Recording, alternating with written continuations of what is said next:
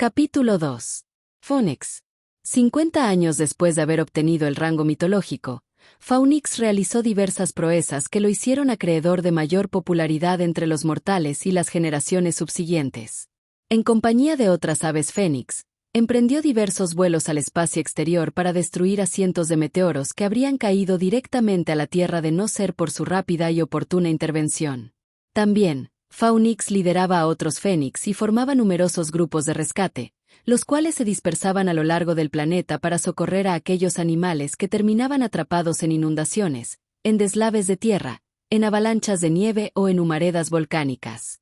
Casi todos los rescates fueron exitosos, pero Phoenix prefería otorgarles el crédito de cada victoria a sus compañeros para que no se hiciera una costumbre pedirle favores a la bestia mitológica.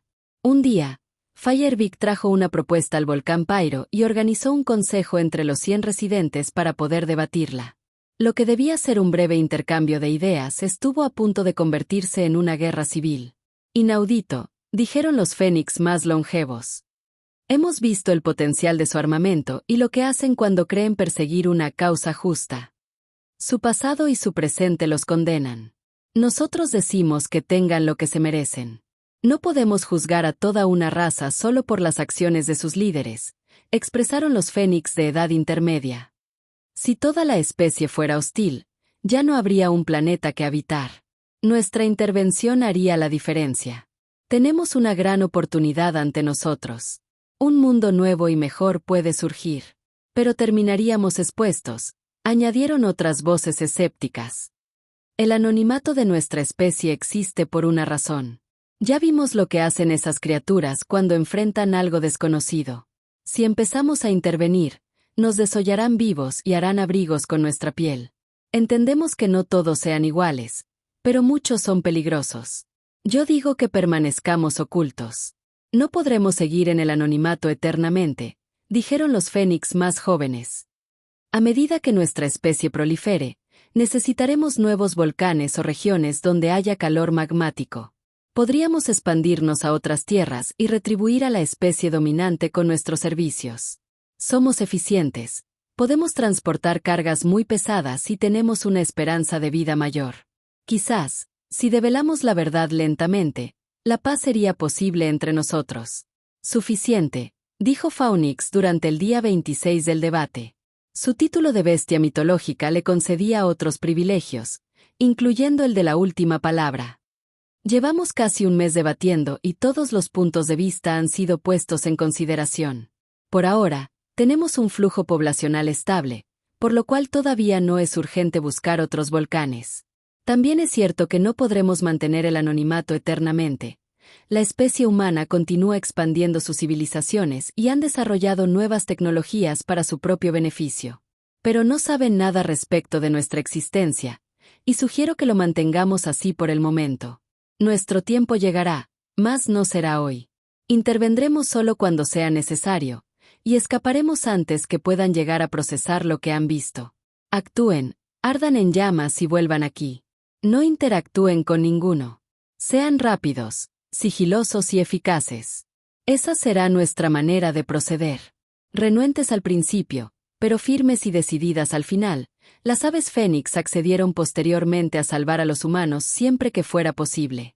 Al ir creciendo las poblaciones de la especie dominante, también crecían los peligros, la imprudencia y las consecuencias. Los fénix intervinieron en situaciones tales como los terremotos, los derrumbes de edificios, los colapsos de tierra y el desborde de las represas, por mencionar solo algunos acontecimientos. En otras ocasiones, los pájaros fueron capaces de evitar el descarrilamiento de trenes, la caída de aviones comerciales o el choque de los primeros vehículos motorizados. Los seres humanos no creían en las aves fénix, ni en los dragones, ni en las hadas, ni en ninguna criatura ajena al conocimiento terrenal. A aquellas personas que fueron rescatadas por estos pájaros flamígeros, les decían que estaban padeciendo alucinaciones por estrés postraumático antes de recetarles toda clase de fármacos y tratamientos médicos. Era un hecho que los humanos nunca iban a agradecerles por su valiosa contribución en horas cruciales, pero para los fénix no había mejor recompensa que un trabajo bien hecho. A fin de cuentas, los favores verdaderos no se hacen esperando una recompensa, sino porque es lo correcto. Una madrugada del mes de junio, Phoenix dormía dentro de su propia caverna en el volcán Pyro. Hoy era su día libre. Estuvo todo el fin de semana entrenando a los Fénix más jóvenes de la región y se había ganado un merecido descanso por su determinación. Justo cuando terminaba de acomodar su espalda y sus alas en la posición adecuada, una voz escandalosa lo trajo de vuelta a la realidad concreta. «Phoenix. Phoenix. Despierta». Phoenix se levantó de un salto y lo primero que vio fue a su hermano menor Firebeak, quien lo empujaba con una pata y batía las alas como loco. «Baja la voz. Todos están durmiendo, cálmate», exclamó Phoenix, muy molesto ya que aún faltaba una hora para el amanecer. «¿Por qué me despertaste? Estaba acomodando mi espalda». «Lo siento, pero es importante», insistía Firebeak, desesperado y con los ojos fuera de órbita. «Acabo de ver un misil. Un misil enorme volando hacia el firmamento. ¿Y qué tal si destruye alguna ciudad? Ven, mira. Mira el misil. Vamos». «Ok, ya voy. Ya voy». Sin siquiera dejar que se despabilara, Firebeak condujo a Phoenix hacia el borde del cráter y señaló el punto exacto donde había visto el misil. Volando a gran velocidad y dejando una estela de humo blanco tras de sí, un enorme objeto cilíndrico, metálico y puntiagudo ascendía con rumbo fijo hacia la estratosfera del planeta. ¿De verdad era un misil? ¿O era otra clase de máquina? Solo había una forma de descubrirlo. «Espérame aquí, Firebeak. Ya vuelvo». Phoenix despegó del suelo y voló rápidamente para alcanzar al proyectil. A medida que se iba acercando a la máquina voladora, el ruido de sus motores se volvía tan fuerte que sus tímpanos se estremecían. Phoenix pasó cerca de la estela de humo y se desvió a un costado para evitar las llamaradas que expulsaba el objeto desde 4 enormes propulsores en la parte trasera. Nunca antes había visto una estructura semejante a esta. Era uno de los proyectos más ambiciosos de la ingeniería humana y el pionero de una nueva generación de vehículos espaciales. En aquella época, los humanos estaban fascinados por la idea de viajar al espacio exterior y descubrir cosas más allá del cielo y de los límites terrenales. «Esta cosa no es un misil», comentó Phoenix, volando a la par del artefacto gigante. «Parece un cohete. Un cohete creado por los humanos. ¿Será que tienen ganas de buscar otros planetas?». Solo por curiosidad, se dirigió hacia la única ventanilla circular del armatoste y miró la cabina esperando ver a los astronautas. «Hola, ¿hay alguien ahí? Me gustaría poder saludarlos, si no es mucha molestia». Al escudriñar entre la escarcha del vidrio, Phoenix se llevó una sorpresa inesperada. «Ay, esto tiene que ser una maldita broma». El único residente en el interior del cohete era un mono adulto, el cual vestía un traje de astronauta tan ajustado que no le permitía girar la cabeza ni mover los brazos. El animal estaba sentado en una silla, sujeto por 2 cinturones entrelazados y frente a un tablero lleno de luces y botones titilantes. El miedo y la confusión en sus ojos era tan grande que no podía parpadear. Desconocía las razones por las cuales sus cuidadores lo pusieron allí en primer lugar. El cohete era manejado de forma remota desde una base en la Tierra, donde un grupo de científicos controlaban cada detalle de la misión denominada el primer mono en el espacio. El mono, a duras penas, pudo girar sus globos oculares y ver de reojo a un ave fénix volando en la ventanilla circular.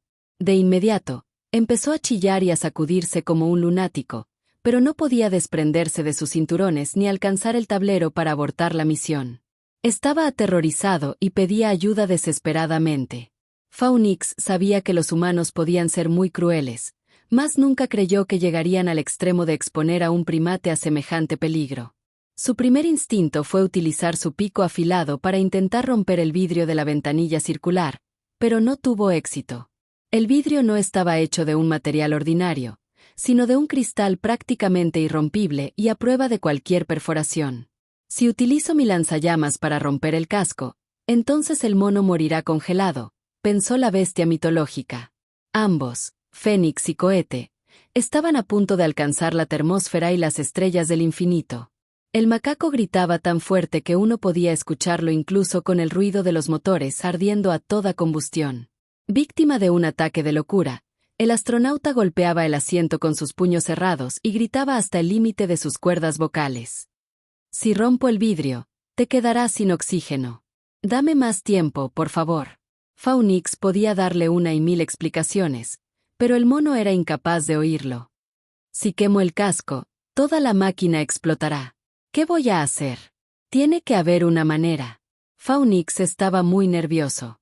Siempre creyó que podría solventar cualquier problema con un lanzallamas y un vuelo en línea recta, pero ahora se encontraba en una encrucijada imposible. Cualquier intento por rescatar al mono astronauta equivaldría a una muerte segura. Tampoco era posible ingresar a la estructura y sacarlo fuera del cohete. Phoenix saldría inmune, pero la fricción de su cuerpo contra las capas atmosféricas desintegraría al primate en cuestión de segundos. Resignado, Phoenix no tuvo otra alternativa salvo volver a la Tierra y rogar porque la misión del joven macaco fuera un éxito. En más de 250 años de vida, ese mono era la primera criatura a la cual no pudo rescatar del peligro. ¿Por qué los humanos habían hecho una cosa semejante? ¿Cuál era su lógica detrás de una aberración como esta? En un mundo justo, el pasajero de aquel cohete debería estar comiendo frutas a montones y trepando las ramas de los árboles. Hoy, por culpa de los humanos, terminó siendo un conejillo de indias para una máquina que nunca podría comprender. ¿Por qué un inocente debía sufrir por los caprichos de otra especie? ¿Acaso eran más importantes los frutos de una investigación que las vidas para alcanzar dicho fin? Estas fueron solo algunas de las miles y miles de interrogantes que se formulaba Phoenix durante su regreso al volcán Pyro. Ya había perdido de vista al cohete en la inmensidad del firmamento celeste. ¿Y qué pasó? Le preguntó Fayerbik a su hermano mayor cuando éste aterrizó en el borde del cráter junto a él. ¿Y el misil? ¿Pudiste detenerlo? No era un misil, explicó Phoenix, acongojado por el destino del mono astronauta. Era un cohete. Una máquina construida por los humanos para ir al espacio exterior. Y aunque no lo creas, mandaron a un macaco a volar dentro de esa cosa. ¿Un macaco? ¡Qué locura! ¿Pero qué pueden aprender los humanos con un mono a bordo de esa hojalata? No tengo la menor idea. Querrán descubrir si su traje resiste en gravedad cero, o averiguarán cuántos días puede soportar en el espacio hasta morir por falta de oxígeno. ¿Y sabes qué es lo peor? Phoenix recogió una piedra con su pata, se la mostró a Fayerbik y la arrojó hacia la chimenea del volcán, donde el magma habría de fulminarla cuando tocase el fondo del abismo color naranja. Eso es lo que vale el mono para los humanos que lo metieron al cohete. Nada. Para ellos, el mono es como esa piedra que acabo de tirar. Algo sin valor, algo sin importancia. Si el macaco muere, entonces ellos tomarán un montón de datos y serán provisorios la próxima vez que efectúen un viaje al espacio. El mono pasará a ser una misión fallida, y con eso justifican su deceso. Pues ya no hay nada que puedas hacer al respecto, dijo Fayerbik en voz baja. Phoenix sentía tanta bronca que su cresta y las plumas de su nuca se erizaban. Tal vez la misión del macaco sea un éxito y vuelva a la Tierra con vida. Dime para qué, lo interrumpió Phoenix, mirando al cielo celeste con hastío. Dime para qué, Fayerbik. Yo te daré la respuesta. Si ese astronauta regresa, lo convertirán en un objeto de carácter público y no lo dejarán en paz ni un solo día de su vida. Será un organismo predispuesto para más experimentos y posiblemente lo hagan tripular otro cohete distinto. Ya he visto cosas similares, en zoológicos y atracciones de circo. Así es la especie que domina este mundo, hermanito. Está en su naturaleza destruirse y destruir a montón. ¿Pero por qué no pudiste salvarlo? Lo intenté, pero ya era demasiado tarde. Habíamos traspasado la exósfera y rescatarlo implicaría destruir a toda la nave o matar al astronauta en pleno vuelo. Phoenix bajó la cabeza y se quedó con la mirada perdida en el bosque, donde los pajaritos comunes y corrientes despertaban de su sueño. Jamás se había sentido tan triste como ahora. Yo quería salvarlo. Y fracasé. Hacía tanto tiempo que no fracasaba que olvidé cuán horrible se siente perder. No puedes salvar al mundo entero, amigo. Fayerbik puso un ala en la espalda de Phoenix, pero este se apartó a un lado y la rechazó porque no soportaba que otros sintieran lástima por él. Tú eres solo un fénix, no siempre podrás ganar en todas las batallas. ¿Acaso creías que tus lanzallamas y tus vuelos eran la solución para todo? Phoenix, muy a su pesar, asintió con la cabeza. Pues fíjate que no, hermanito. Además, aunque no haya salvado al macaco astronauta, sé de una criatura que siempre estará eternamente agradecida contigo por rescatarlo en 2 oportunidades. ¿Lo recuerdas? ¿Sabes de quién hablo? ¿Cómo podría olvidarlo? Dijo Phoenix. No para de hablar, me zamarrea todas las mañanas y siempre está ahí para acompañarme, en las buenas y en las malas. ¿Qué tipo tan charlatán? Feyerbeck se estaba refiriendo a sí mismo. 2 siglos atrás, cuando Feyerbeck era simplemente un pichón rosáceo, vivía bajo el cuidado constante de un loco amante de las aventuras llamado Phaunix, quien tenía 52 años de edad en aquel entonces. Fue una época más tranquila que la actualidad, donde preservar el anonimato de la especie era sencillo y no hacía falta permanecer oculto todo el tiempo en el volcán Pairo. Siendo tan solo un bebé, Feyerbeck quería realizar proezas extraordinarias iguales a las de su gran ídolo Phaunix, a quien consideraba, y aún lo considera, el guerrero más fuerte y valeroso del mundo entero. Sin embargo, la mayor locura del bebé Feyerbeck en su intento por emular a Phaunix estuvo a punto de acabar con las vidas de ambos hermanos. El día estaba nublado y podía oírse el bramido de los truenos repercutiendo en la atmósfera veraniega. Asimismo, el mar se sacudía por la fuerza de los vientos huracanados, los cuales mecían también las copas de los árboles y derribaban algunos troncos con soplidos de aire glacial. Debido a las condiciones climáticas desfavorables, los plumíferos de la región tenían que buscar refugio antes que el huracán hiciera más estragos. «Entren ya. Deprisa, vamos», les decía Phaunix a todos los nativos del volcán Pairo. Siempre que estuviera por llover en la superficie, los fénix tenían la obligación de entrar en la chimenea y pasar la noche en las cavernas o en las repisas del volcán.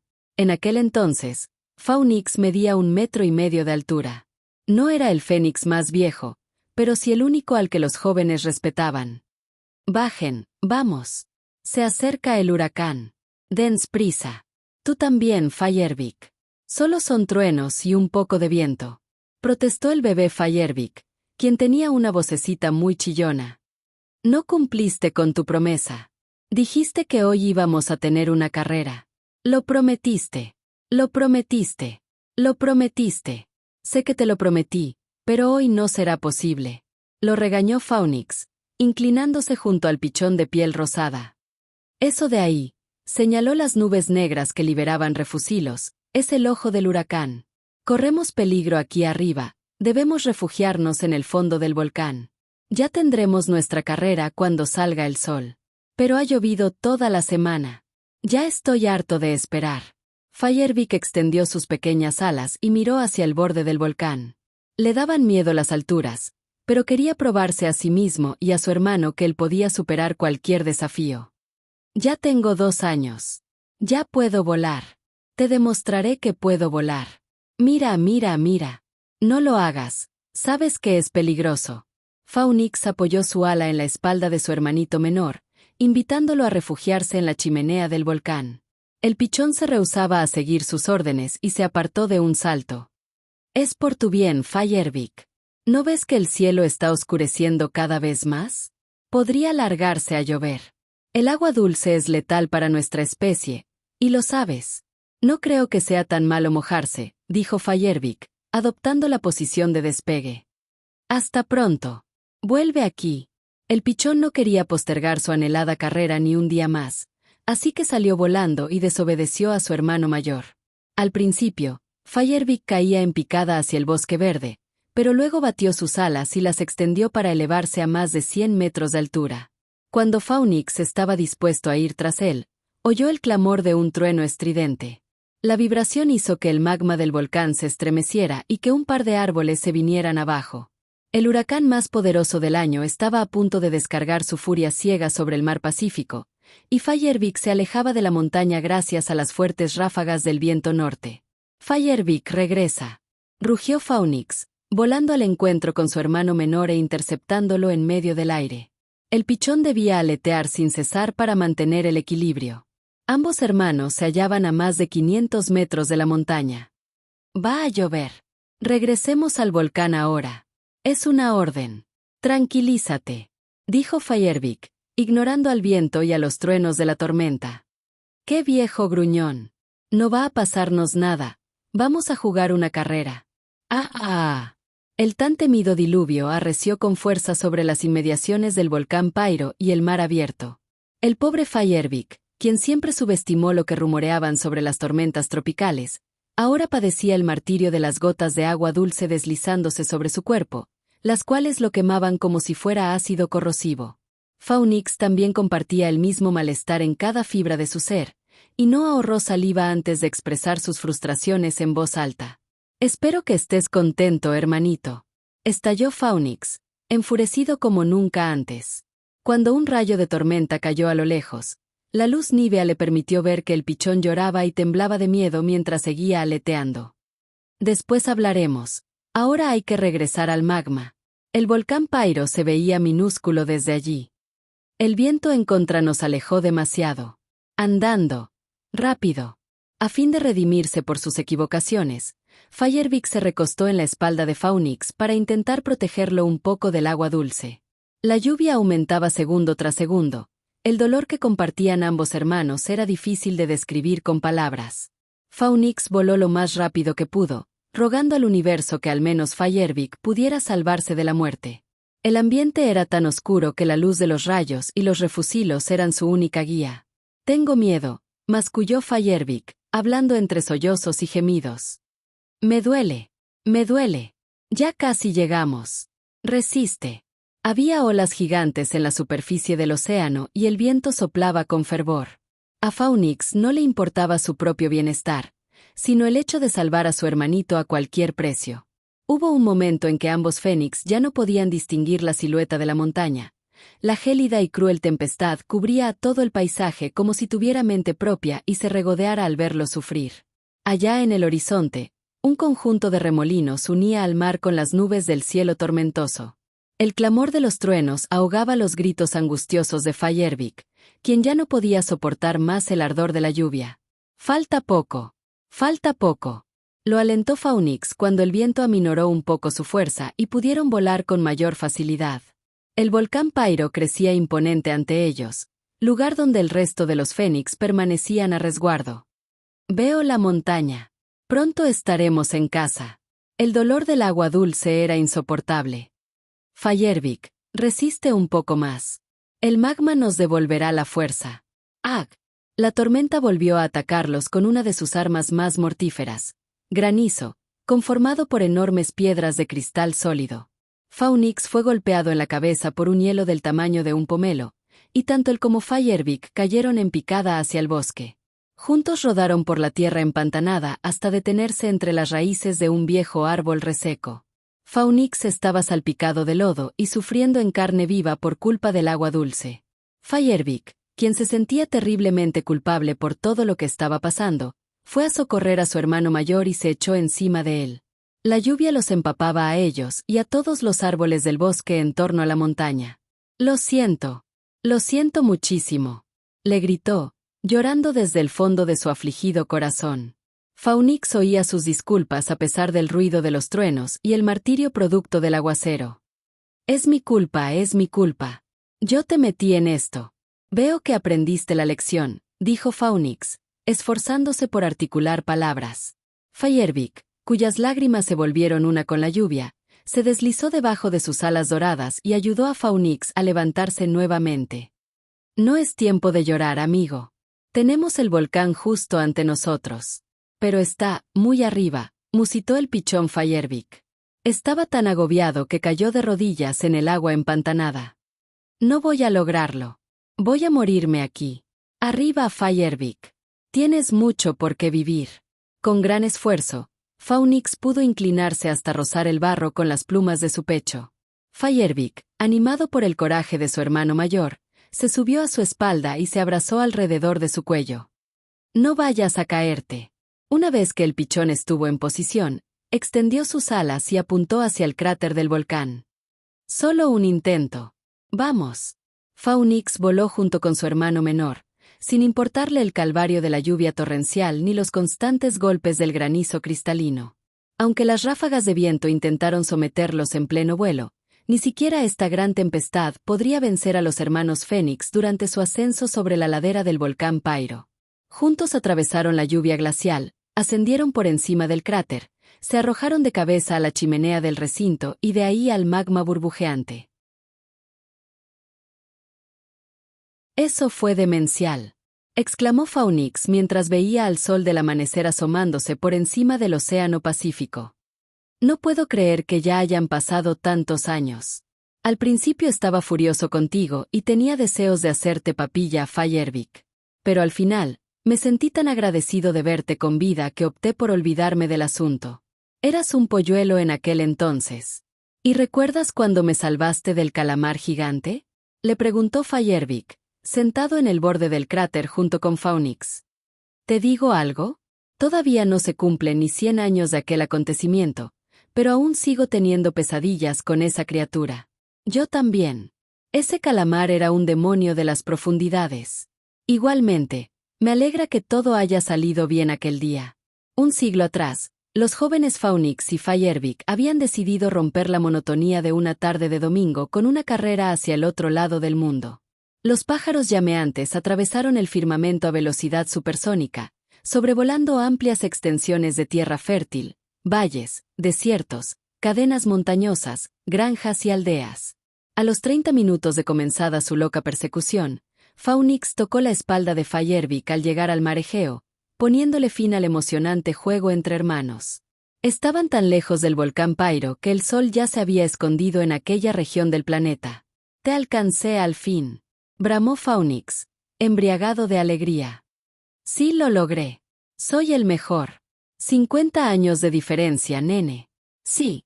¡Qué fastidio!», suspiró Feyervik mientras su hermano mayor danzaba en medio del aire.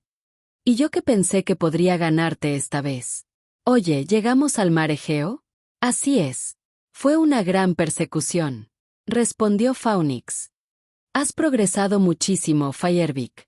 Estoy orgulloso de ti. Me costó trabajo alcanzarte. Ahora volvamos al volcán Pyro. Si tomamos esta dirección, tendremos el viento a nuestro favor y llegaremos en 40 minutos. ¿Qué te pasa?» Feyervik miraba el océano fijamente. «Creí haber escuchado un ruido», dijo. «¿Un ruido? ¿Qué clase de ruido?» «Algo parecido a un bramido, como el de un animal. Sé que no fue el oleaje». «¿Un bramido?» Cuando Phoenix contempló el agua del océano, una sombra siniestra apareció desde las profundidades. «Cuidado». Un gran tentáculo gris agarró a Feyervik desde su pata izquierda e intentó arrastrarlo hacia el fondo del mar. Feyervik empezó a gritar «auxilio, auxilio», mientras batía sus alas para liberarse del tentáculo viscoso. Phoenix, horrorizado, sostuvo la espalda de su hermano menor y se elevaron los dos al mismo tiempo. Incluso desde las alturas podían escuchar claramente los rugidos salvajes del kraken, un calamar prehistórico de apetito insaciable, que vociferaba a medio pulmón y agitaba al océano con frenesí. Tan grande era la fuerza del calamar que podría arrastrar a ambos pájaros hacia su boca y devorarlos. «Lo detendré, no te preocupes», gritó Phoenix, soltando a su hermano por una fracción de segundo. Con su lanzallamas incineró al tentáculo del enemigo, produciéndole quemaduras de segundo y tercer grado entre sus ventosas. El kraken profirió un grito de agonía, soltó el tobillo de Feyervik y hundió su brazo en el agua fría para calmar el dolor. No obstante, el arcaico depredador no se rendiría tan fácilmente. «Tenemos que escapar de aquí. A volar». Otro tentáculo apareció ante Phoenix, pero este logró esquivarlo a tiempo y pudo calcinarlo con sus poderosas llamas antes que lo atrapasen. A pesar de esto, Feyervik no tuvo la misma suerte. El tercer tentáculo del kraken lo tomó por su enorme rabo cubierto de plumas y lo sumergió bruscamente en las aguas del mar. Sin detenerse a meditarlo, Phoenix se sumergió también y el agua salada fulminó su plumaje y su piel. Soportando con coraje el tormento, el fénix abrió los ojos bajo el agua y pudo contemplar la inmensa boca del kraken, que parecía un túnel oscuro bordeado por colmillos filosos y que estaba a punto de comerse vivo a Feyervik. Luchando con todas sus fuerzas, el valiente Phoenix descendió como un proyectil y perforó el brazo del calamar prehistórico con su pico. El ataque dio resultado. El kraken soltó a Feyervik, y Phoenix aprovechó la oportunidad para agarrar a su hermanito por el pellejo y sacarlo fuera del mar azul. «Lo hicimos», gritó Phoenix, llorando por el dolor y la desesperación. Feyervik recobró la conciencia, pero temblaba debido al terror y al frío de la noche. Solo cuando estuvieron a más de 1000 metros de altura, los hermanos se separaron y batieron sus respectivas alas. «Por poco y nos mata». «Gracias», suspiró Feyervik, a punto de desmayarse. «Mil gracias, socio». No hay nada que agradecer. Sé que habrías hecho lo mismo por mí. Ahora vayámonos de aquí. Los Fénix tardaron más de 3 horas en regresar al volcán Pairo ese día, pero mantuvieron el secreto entre ellos para evitar que los demás pájaros se burlaran o los sermonearan. Después de todo, no había necesidad de andar contándoles a la parvada todo lo que sucedía en sus respectivas vidas. Jamás podré pagarte lo que hiciste por mí aquella noche, Faunix, le dijo Feyervik mientras que las aves fénix más jóvenes despertaban de su sueño y volaban bajo la luz del sol. Si no hubieras estado conmigo esa vez, el maldito kraken me habría devorado. Todavía no sé cómo hice para perforar su tentáculo estando yo sumergido en el agua, comentó Faunix, rememorando su encuentro con el calamar legendario. Supongo que saqué fuerzas de donde no tenía. Nunca he vuelto a hacer una maniobra semejante desde entonces. Eres mi gran héroe, Faunix. Bueno, ya conversamos bastante, ¿no crees? Feyervik estiró sus alas, su cuello y sus patas para desperezarse. Escucho que un animal marino me está llamando en el Atlántico Norte. Nos vemos después, Faunix. Hasta luego. Feyervik ardió en llamas y desapareció del lugar. A diferencia de su hermano mayor, a Feyervik sí le gustaba cumplir con sus obligaciones como ave fénix, y siempre iba en ayuda de aquellos animales que lo necesitaran. Faunix, por el contrario, solo protegía a quienes de verdad estuvieran en peligro, a aquellos mortales que se hallaran acorralados y sin salida. Cuando toda esperanza pareciera ser nula, Faunix resurgiría de las flamas para acabar con el peligro y la oscuridad. Hace 50 años, él no se consideraba digno del rango de bestia mitológica, pero tras su conversación con Feyervik, llegó a pensar que quizás este era un título apropiado para él. Mientras no llueva, sé que Feyervik estará a salvo, se dijo Faunix, admirando la belleza del cielo azul y las nubes esponjosas. Hoy no pude salvar al astronauta, pero sí he hecho cosas extraordinarias a lo largo de mi vida. Supongo que a todos nos toca perder alguna vez. No voy a dejar que un fracaso mitigue mis ganas de vivir. Se puso de pie y vio a los demás fénix volar alrededor del volcán. El día recién empieza. Es hora de entrenar a estos aprendices.